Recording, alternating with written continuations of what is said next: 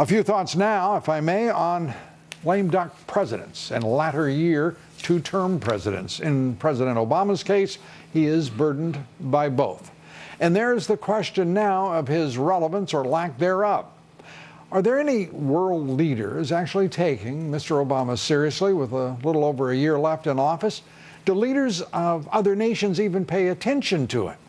Last month at the White House, President Obama stood tall with Chinese President Xi Jinping and said both sides would stop engaging in cyber attacks on each other. That was the big breakaway deal.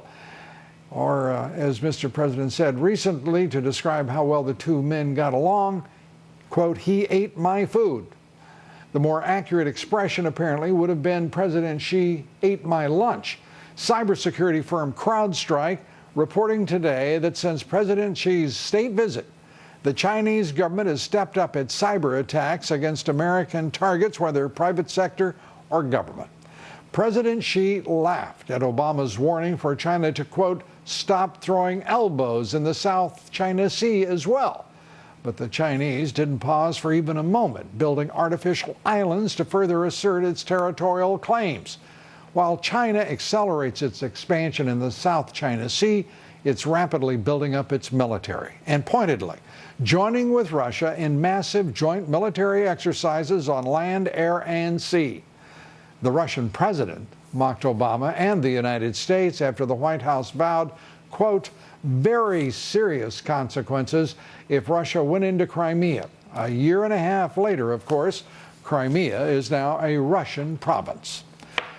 Well, President Putin simply ignored Obama in that instance and others. The so-called threatened Obama sanctions turned out to be more puny than punitive. Now, Putin has asserted Russian influence in the Middle East, while President Obama watches as American influence in that region declines. So yes, President Obama is becoming less relevant with each foreign policy blunder, but unfortunately, he is empowering civilization's greatest enemies at this very moment.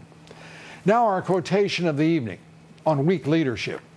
Quote, "A cowardly leader is the most dangerous of men." The words of author Stephen King. I could say those words are as scary as they are true. We're coming right back. Restoring American prosperity. Does it really matter whether our next president is Republican or Democrat? Legendary investor, billionaire Wilbur Ross on what does matter and why. Coming up tonight. And the Obama administration now clearly favors Iran over Israel. Can Secretary of State Kerry really play the role of honest broker? KT McFarland on that issue and many more. Stay with us.